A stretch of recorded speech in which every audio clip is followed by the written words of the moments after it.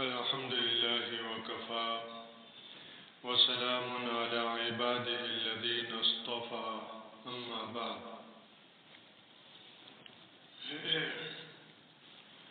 وعن عقبة رضي الله تعالى عنه قال قلت يا رسول الله من نجاة؟ قال أملك عليك لسانك وليسعك بيتك وابكي على خطيئتك، أو كما قال صاحب الرسالة صلى الله عليه وسلم. اللهم صل على سيدنا ومولانا محمد وعلى آل سيدنا ومولانا محمد وبارك وسلم.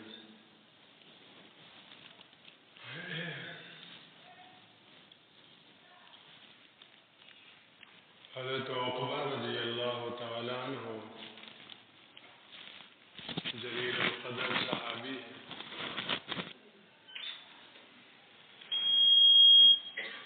اللہ کے رسول صلی اللہ علیہ وسلم سے عرض کیا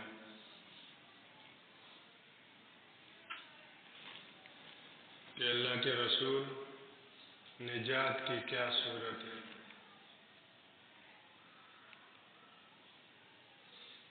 کیسے میں نجات پا جاؤں؟ بہت اونچا سوال ہے، اور سوال آدمی کی سوچ کا مظہر ہوتا ہے، اندر کے فہم، اندر کی سمجھ، اس کا مظہر سوال ہوتا ہے۔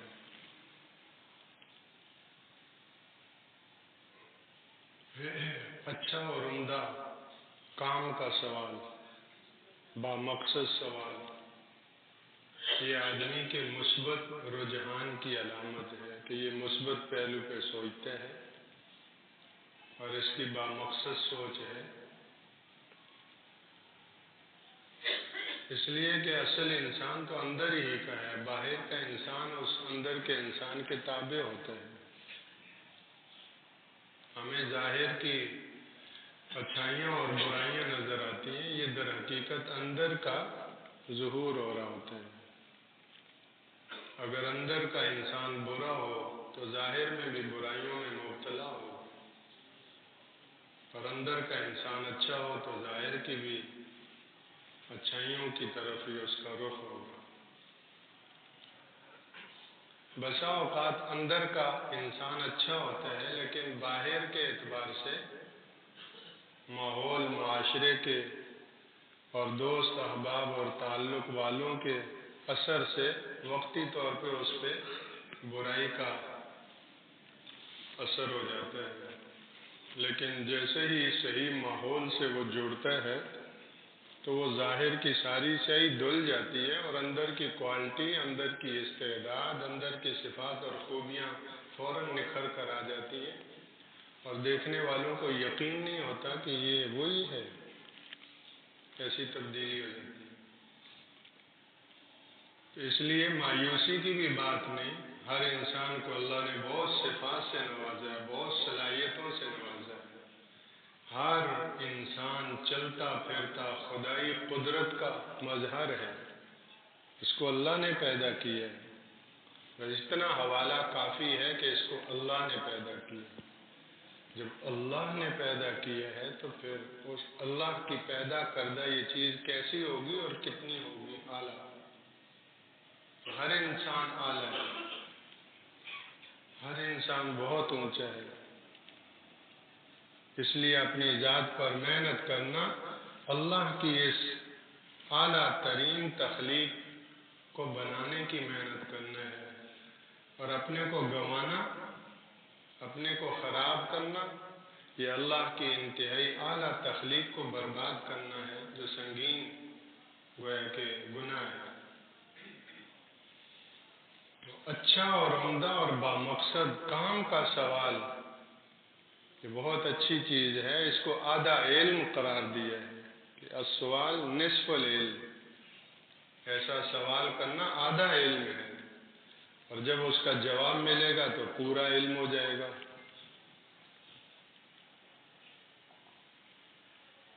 بالخصوص آدمی کو اپنے دین کے حوالے سے، اپنے ایمان کے حوالے سے، اپنی نجات کے حوالے سے پوچھنا چاہیے، بڑا فائدہ ہوتا ہے۔ آج افراط اور تفریط ہے اس حوالے سے، یا تو یہ کہ بے مقصد اور دور پار کے سوال کرنا، اپنے مقصد سے، کام سے تعلق رکھنے والا سوال نہیں، ایسا سوال جس کا زندگی بھر کوئی مجھے موقع بھی نہیں ہے۔ تو بے مقصد سوال کرنا، ان سوالات کی کثرت کرنا، ایک طرف تو یہ ہے، یہ بھی ناپسندیدہ ہے، اپنا وقت بھی ضائع کرنا، دوسرے کا وقت بھی ضائع کرنا۔ اور دوسری طرف یہ کمی ہے کہ اپنے اندر بڑی ضرورت موجود ہے لیکن پوچھتے نہیں، سوال ہی نہیں کرتے۔ حالانکہ شب و روز، صبح و شام، روزانہ آدمی کو معاملات، معاشرت، گھر بار میں، بیوی بچوں میں، بازار مارکیٹ میں ایسے معاملات اور ایسے واقعات سے سابقہ پیش آتا ہے کہ اس میں اس کو اس بات کی رہنمائی کی ضرورت ہوتی ہے کہ اس میں نجات کی کیا صورت ہے، کیا صحیح ہے اس میں۔ تو صحابہ کرام بامقصد سوال کرتے تھے، اسی لیے قرآن مجید میں بہت کم سوالات ہیں ان کے، لیکن ہیں سارے بامقصد۔ یہود کے بھی سوال ہیں، جیسے یہ ایک سوال ہے، یسألونک عن الروح، روح کے بارے میں آپ سے پوچھتے ہیں۔ تو بھائی روح کی حقیقت تم کہاں سمجھ سکتے ہو؟ تو اس لیے جواب میں کہا قل الروح من امر ربی، ان سے کہہ دو کہ روح اللہ کے امر کی ایک چیز ہے بس۔ وما اوتیتم من العلم الا قلیلا، تمہیں بہت کم علم دیا گیا ہے۔ جسم کو پورے طور پر آج نہیں سمجھ سکے، ساری دنیا کی میڈیکل اور میڈیکل کے مختلف شعبوں سے متعلق ڈاکٹروں کی ٹیمیں ایک ایک حصے کے اسپیشلسٹ اور ماہر سرجن، لیکن اس حصے کا استیعاب نہیں کر سکے۔ دماغ میں ایسی چیزیں ہیں کہ دماغ کے ڈاکٹر حیران رہ جاتے ہیں اس کا کیا حل ہے۔ بعض بیماریاں ایسی ہیں کہ ساری دنیا کی میڈیکل ناکام ہو جاتی ہے، اس کی تشخیص نہیں کر پاتے، تجویز اور علاج تو بعد کی بات ہے۔ بعض ایسی بیماریاں ہیں کہ ان کا اقرار اور اعتراف ہے کہ یہ لا علاج بیماری ہے، یعنی ہمارے پاس اس کا کوئی علاج نہیں۔ تو جسم سے متعلق پورا احاطہ نہیں کر سکے، روح کا کہاں احاطہ کر سکے؟ وما اوتیتم من العلم الا قلیلا۔ اس لیے بامقصد ضرورت کا سوال کرنا چاہیے، اس سے علم میں اضافہ ہوتا ہے۔ ام المومنین حضرت عائشہ صدیقہ رضی اللہ تعالیٰ عنہ کی خاص صفت یہ تھی کہ وہ اللہ کے رسول صلی اللہ علیہ وسلم سے بہت پوچھا کرتی تھی۔ صحیح بخاری کی حدیث میں آتا ہے، فرماتی تھی کہ جب تک میں کوئی بات صحیح طور پر سمجھ نہ لیتی تب تک میں اللہ کے رسول سے برابر مراجعات کرتی رہتی تھی، پوچھتی رہتی تھی۔ اس لیے علماء ان کو سؤول فی العلم کہتے ہیں۔ ام المومنین سائل نہیں، سؤول فی العلم، علم کی باتیں بہت پوچھنے والی ہیں۔ اور اس کا یہ نتیجہ تھا کہ 9 سال صدیقی گھرانے میں ابتدائی گزرے، تو اس کے بعد 9 سال نبوی گھرانے میں گزرے۔ 18 سال کی عمر میں اللہ کے رسول داغ مفارقت دے گئے، تو 18 سال کے بعد ان 9 سالوں میں جتنا کوئی سیکھا تھا نبوت سے، تو آگے کم و بیش 45 سال اس کو پھیلانے میں پھیل لگی۔ بڑے بڑے صحابہ اور تابعین ان کے شاگرد بنے۔ امام بخاری رحمہ اللہ نے الادب المفرد میں روایت ذکر کی ہے کہ ام المومنین حج کے لیے تشریف لے گئیں، تو زمزم کے کنویں کے پاس ان کا خیمہ لگایا گیا۔ وہ خیمہ کیا تھا کہ دیکھتے دیکھتے ایک بڑا مرکز بن گیا۔ بڑے بڑے محدثین، مفسرین، مشائخ اور دیگر عامۃ المسلمین وہ باہر لائن میں قطار میں اپنی اپنی باری کے انتظار میں بیٹھے ہوئے ہیں، اور جب باری آتی ہے تو ام المومنین سے مسئلہ پوچھتے ہیں، رہنمائی مانگتے ہیں، مشورہ مانگتے ہیں۔ ام المومنین کے آگے جو باندی تھیں ان کا نام بھی عائشہ تھا، وہ بیچ میں رابطے کا ذریعہ ہوتی تھیں۔ ام المومنین کی خدمت میں پیش کیے جانے والے ہدایہ وصول کر کے ام المومنین کی خدمت میں پیش کرتی ہیں کہ یہ فلاں نے ہدیہ دی، اور ام المومنین ان کے سوالات کے جوابات دیتی، ان کی رہنمائی فرماتی اور ان کی ساری تشنگی دور۔ پھر یہاں سے مینا تشریف لے گئیں تو وہاں جہاں ام المومنین کا خیمہ لگا وہ بھی ایک مرکز بن گیا۔ ایک صاحب نے عرض کیا، امی جان میں اپنی تجارت اور بزنس عراق منتقل کرنا چاہتا ہوں، کاروبار، تو اس میں آپ کی رہنمائی اور مشورہ۔ ام المومنین ایسا منع کیا نہیں۔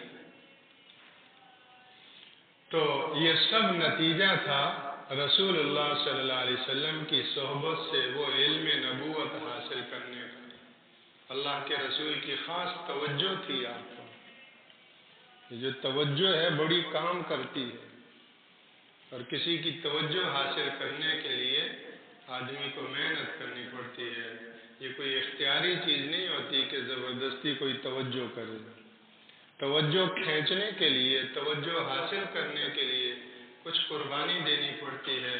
اس توجہ کے بعد پھر مسافہ بھی کام کر جاتا ہے، اس توجہ کے بعد ایک نظر پڑنا بھی کام کر جاتا ہے، اور اس توجہ کے بعد غائبانہ طور پر توجہ بھی کیا سے کیا رنگ لاتی ہے۔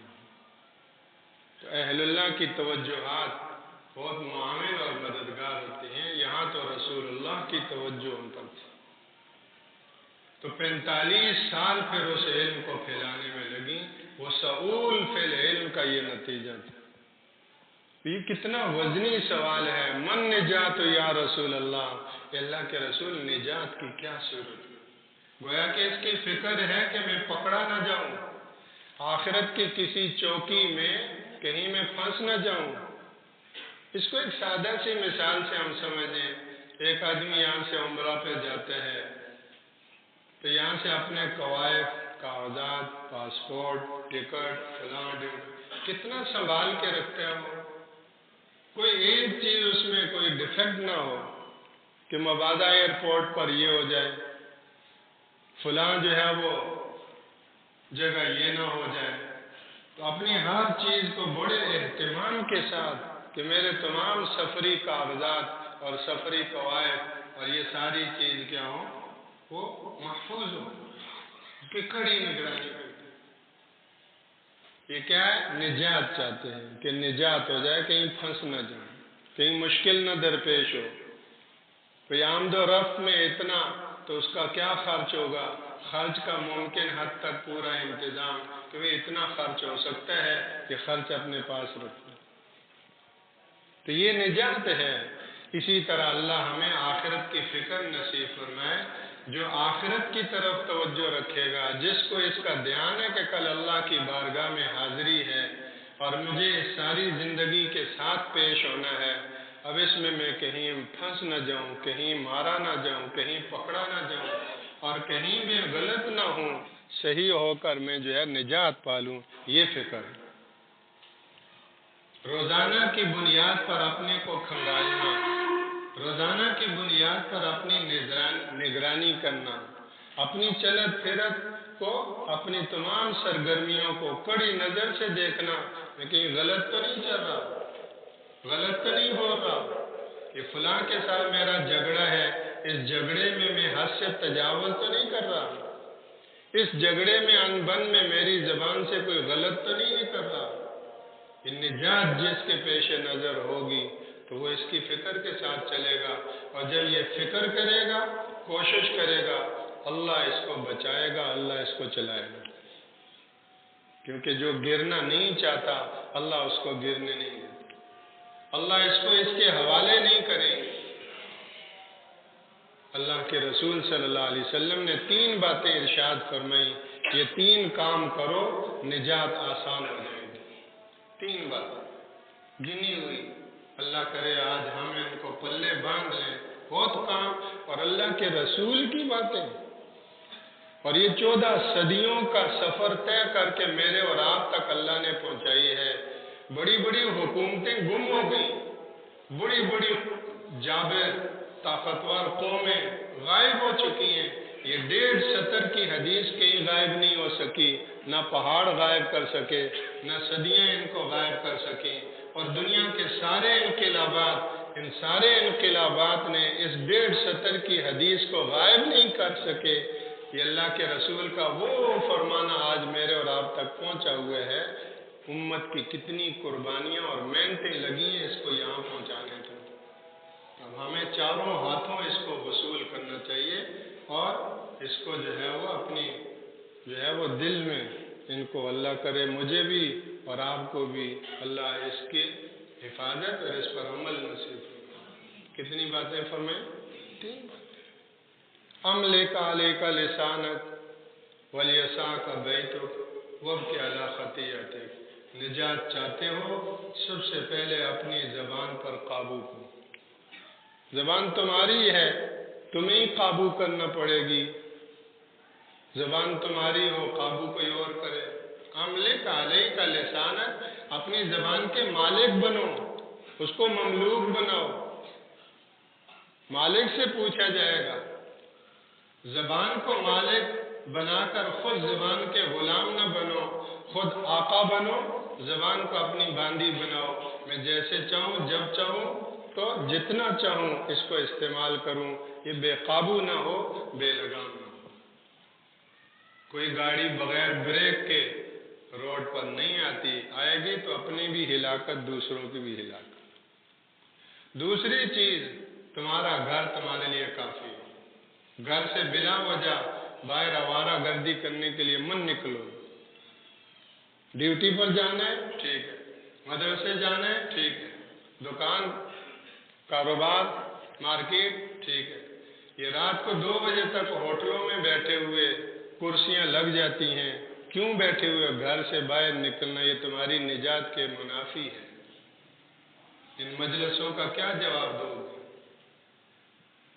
ایک مسلمان جس کو فجر کی نماز پڑھنی ہے، یہ 2 بجے ہوٹل پہ بیٹھا ہوا، کیسے یقین کیا جائے کہ یہ بیٹھا ہوا ہے؟ کیوں بیٹھا ہوا ہے؟ کوئی دین کا فائدہ ہے، کوئی دنیا کا فائدہ ہے، کوئی جان کا، کوئی مال کا، کوئی صحت کا۔ اتنا بڑا 40 سال کا ذمہ دار انسان ہے، یہ 2 بجے یہ ہوٹل پہ بیٹھا ہوا ہے۔ یہ باپ بھی ہو سکتا ہے، یہ نانا بھی ہو سکتا ہے، یہ ماموں بھی ہے، یہ خالو بھی ہے، لیکن کچھ بھی نہیں ہے، بھوسا ہے، کیونکہ 2 بجے یہاں بیٹھا ہوا ہے۔ وَلْيَسَعْكَ بَيْتُكَ، گھر سے نکلو تو کام، دین کا کام ہو، دنیا کا کام ہو، ضرورت ہو، کوئی بھی ضرورت ہو، اس کی بنیاد پر نکلو، ورنہ گھر کو۔ بچوں کا حق ہے، بیوی کا حق ہے، گھر کا حق ہے۔ تم باہر آوارہ گھوم رہے ہو کہ تمہاری نجات کے لیے تم خود اپنی مشکلات کرو۔ اور تیسری چیز، وابکی علی خطیئتک، اپنی غلطیوں کو چیک کر کے ان پر نادم ہویا کرو۔ کوئی تمہارا گریبان نہیں پکڑے گا، یہ تمہیں خود ہی اپنا گریبان پکڑ کر اپنا محاسبہ کرنا ہوگا۔ یہ 3 کام کر لو، نجات آسان ہو جائے۔ سبحانک اللہم و بحمدک، نشہد ان لا الہ الا انت، نستغفرک۔